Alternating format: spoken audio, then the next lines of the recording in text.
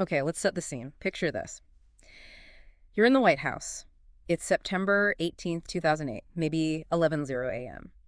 And the atmosphere, it's just thick with tension, real desperation. Hmm. You've got these Republican financial leaders sitting opposite President Bush, and they're delivering this message. It's stark, almost chilling. They're saying Mm. the American financial system is right on the edge, like 72 hours from total implosion. 72 hours. Yeah. Wow. And the world system, maybe 3 weeks behind that. And if nothing changes fast, well, they can't rule out serious social, even political chaos within a month. That's an incredible amount of pressure in one room. Exactly. And that moment, that really sets the stage for our deep dive today. We're focusing on a specific, quite powerful, unfiltered account from a prominent voice. Mm. Someone who really digs into the origins of that 2008 crisis, gives a, frankly, stark assessment of the country's financial health, and offers a very passionate, definitely politically charged view on America's future. And our goal here, just to be clear, is to really unpack that specific viewpoint. Right. We're going to look closely at the claims it makes, the numbers it uses, how it interprets history. Right. It's about laying out the core arguments from this particular source for you so you can process them. We're not endorsing it. We're just exploring it. Okay, so let's dive in. Where does the source say it all began? It points directly to the mishandling of Lehman Brothers bankruptcy, September 15th, 2008. Lehman Brothers, yeah. A huge name. Huge. And the critical thing, the sort of unforeseen impact, according to this account, was that Lehman was essentially the, quote, beating heart of the world's commercial paper market. Okay, and commercial paper, just so we're clear, that's like the short-term IOUs big companies use. Exactly. It's the money they need for, daily stuff, payroll, supplies, keeping the lights on. So when Lehman, a massive player in that market, just collapsed, Hmm. that whole system, that funding lifeline, it just froze. And the source really emphasizes how fast the fallout spread from there. The entire global financial system basically seized up. Seized up. Good way to put it. And here's a really startling detail the source highlights. Hmm. The Prim Reserve Fund, which is a money market account, it broke the buck. First time ever. Broke the buck, meaning... Meaning if you had, say, $1,000 in there and you try to take it out, you'd only get maybe $900 back. Wow. Okay, that would definitely shake confidence. Absolutely. Unprecedented. And the Fed, reacting to this, they had to move incredibly fast.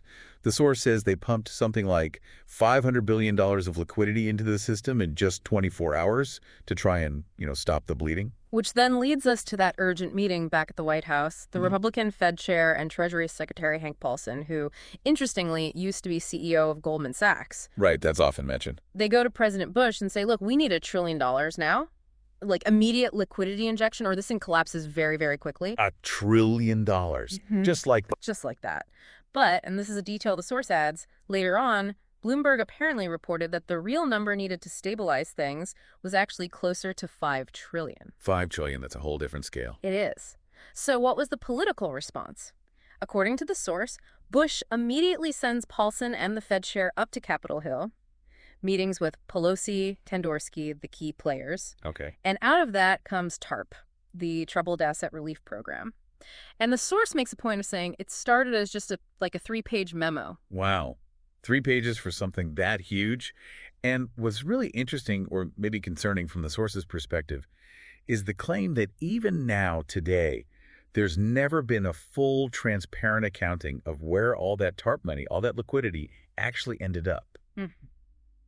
A lack of accounting. That's a recurring theme, isn't it? It seems to be. In this particular narrative, yes. And the source really doesn't mince words about the scale of the crisis. It calls it unprecedented in our country's history and unprecedented in the world's history. Strong language. Very. And then it makes this really provocative comparison. It suggests that historical enemies, Hitler, Mussolini, the Kaiser, Lenin, Mao, Stalin, they couldn't even imagine doing to us what we did to ourselves, let alone actually pull it off. Well, that's quite a statement, framing it as a massive self-inflicted wound. Exactly. The point the source seems to be driving home is that this wasn't just, a market correction. It was something fundamentally damaging, almost existential, and entirely of our own making. So connecting that crisis moment to the bigger picture, the source then lays out this really staggering assessment of America's financial health. It focuses heavily on the liability side of the balance sheet. Okay, break that down for us. What kind of liabilities are we talking about according to this source? Well, first, there are the unfunded contingent liabilities. That's basically future promises, things like Medicare, Social Security, Medicaid, that aren't fully funded by dedicated revenue streams. The source estimates those between 60 and $100 trillion. 60 to 100 trillion. That's an enormous range, but either end is huge. Enormous. Then it looks at state and local governments. It claims state governments are maybe $3 trillion in the red, municipal governments around $2 trillion. It even mentions Harrisburg, Pennsylvania, as an example of a city basically taken over because it couldn't pay its bills. Right. I remember hearing about some cities in deep trouble. And then pensions. It argues municipal employee pension funds are short by about $2 trillion, and corporate pension funds are another $1 trillion underwater. Okay, so that's a lot of red ink already. It is. But then the source brings up what it calls the biggest problem that never gets talked about. And honestly, this one is surprising. What is it? The trade deficit. It claims the U.S. runs a trade deficit of $7 trillion every quarter. Every quarter, 7 trillion. That sounds astronomically high. Is that figure widely accepted? Well, that's the figure the source uses, describing it as, quote, the beating heart of our problem. And it makes the point that this specific number rarely comes up in, say, political debates. Interesting. Okay, what else is on this liability sheet? The source introduces an economist, calls him Dr. Kloikoff, describes him as Harvard-trained head of BU's economics department. And apparently, this economist is known as the $200 trillion man. The $200 trillion man. Why? Because, according to the source, his calculations put the total liability side of America's balance sheet somewhere around $200 trillion when you add everything up, the unfunded liabilities, the debts, everything. $200 trillion in liabilities. Okay. So how does that compare to the assets? What does the U.S. actually own, according to this source? That's where the picture gets really stark. The source claims that if you add up all the assets in the U.S., stocks, cash, gold, real estate, private companies, everything, the total only comes to about $50 to $60 trillion. 50 to 60 trillion in assets. Right. Versus potentially 200 trillion in liabilities. Exactly. Which leads to the source's very blunt conclusion: we are upside down. Just fundamentally, mathematically upside down. Okay, that's a powerful image. Upside down. Yeah. And based on those numbers, the source raises this bigger question. It argues that really, all industrial democracies today are facing this unprecedented problem. They're highly over-leveraged, and they've built up these welfare states that are, in its view, completely and totally unsupportable. So the conclusion is that something has to give. Precisely. The source insists that a massive deleveraging is absolutely necessary, a painful correction. So how does this incredibly complex financial picture, these huge, almost abstract numbers, connect to, say, political movements?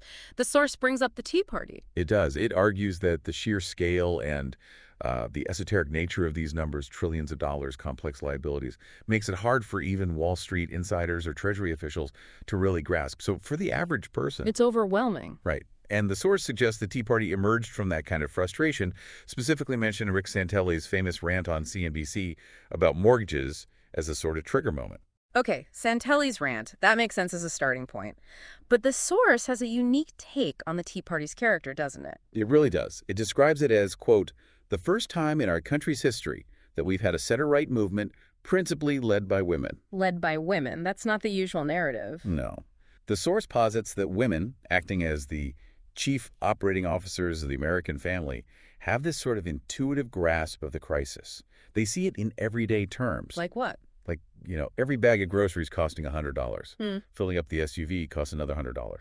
And crucially, their kids are coming out of state college with maybe $50,000 in debt, no real job prospects, and maybe even moving back home. They feel that squeeze directly. That's an interesting perspective, connecting the macro numbers to the micro household level experience. Exactly. And this ties into another concept the source introduces from one of the speaker's films, Generation Zero. Generation Zero, who are they? Basically, people in their 20s and 30s today. The source claims this generation has been effectively wiped out financially. It argues they're the first generation in American history not to see a positive increase in their net worth compared to their parents at the same age. The first generation to go backwards, essentially. That's a heavy claim. It is. And the source contrasts this group, or at least the Tea Party's focus on them, with its view of the Occupy Wall Street movement. How does it view Occupy? Well, frankly, quite critically. It describes the participants as generally ill-informed, suggesting they're a product of an American education system that hasn't taught them adequately about liberty, free market capitalism, or even basic history. Ouch. That's a harsh critique. It is, although there's a note of irony or maybe complexity. The source also mentions that the speaker's own daughter is part of this Generation Zero and acknowledges she's fighting, quote, a war that's tougher than any war their grandparents fought. So there's a recognition of the economic struggle, even while critiquing certain responses to it. Hmm. So how did the establishment react to the Tea Party, according to this source, especially the conservative establishment? Not well, according to this account. It claims that respected figures, Republicans and conservatives like William Kristol, Charles Krauthammer, David Frum, George Will, allegedly, they mocked these grassroots groups. Mocked them. How? The source claims they dismissed the women involved as, quote, bimbos, just completely disregarded their concerns and their agency. Wow. And the source pushes back hard against that, asking this rhetorical question. If the elites are so good, how do we get in this jam? Basically challenging their competence and their right to dismiss the grassroots concern. Right. Shifting blame, or at least questioning authority. Exactly. And zooming out even further, the source places this whole period, this whole crisis, into a much larger historical framework. It calls it the fourth great crisis in American history. The fourth. What were the other three in this view?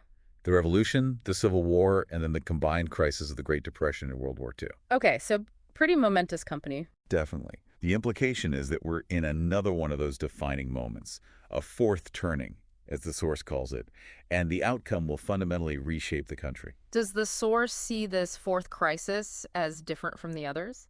Yes, it highlights unique challenges this time around.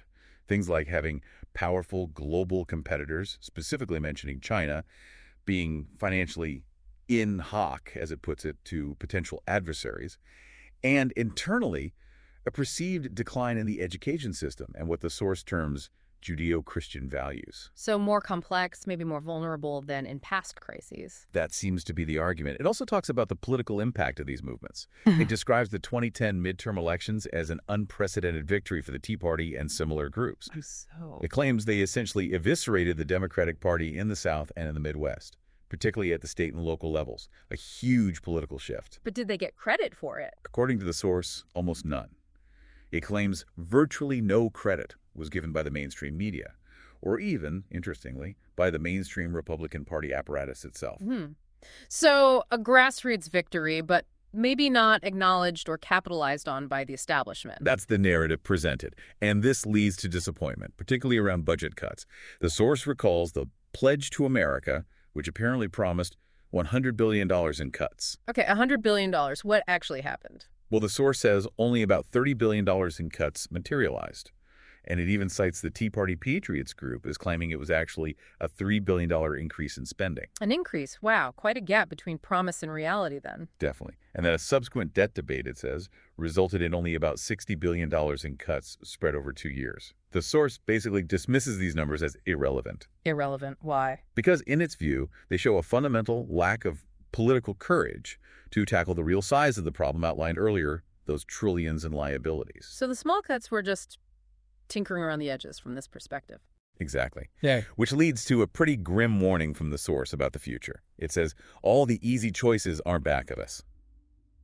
Meaning the easy options are gone. And the choices left are hard and nasty and ugly. That's the quote. And anyone who makes those necessary tough decisions is going to be vilified for it. That's a tough prognosis. It also mentions the Occupy Wall Street marches, right? Sees them as significant. Very significant. Specifically, the marches on the private homes of people like Rupert Murdoch, Jamie Dimon, even less famous executives like Mr. Coe mentioned in the source. Why is marching on homes seen as such a big deal? Because, according to the source, the only historical parallel for that in America is the Revolutionary War period, when patriots marched on the homes of Tories, British loyalists. So it's seen as a major escalation, a breakdown of certain norms. Yes, a sign of much deeper social unrest and division. And it connects back to the difficulty of cuts. The source bluntly states that cutting the budget is hard because everybody's going to have to take a hit. No one escapes the pain. Which brings us to another really provocative claim the source makes about socialism in America. How does it frame that? It argues, controversially, that there are actually two kinds of socialism operating.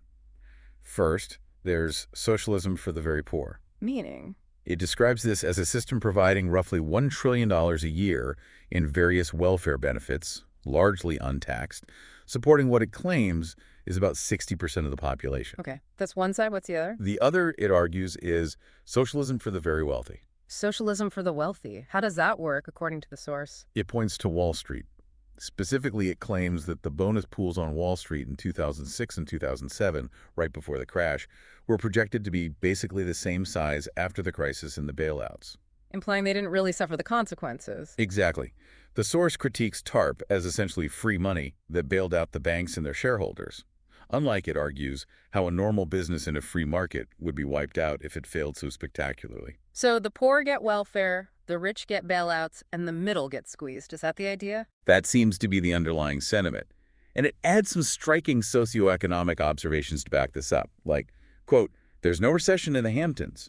There's no recession in Georgetown. Right. The idea that the wealthy and the politically connected were insulated. Yes.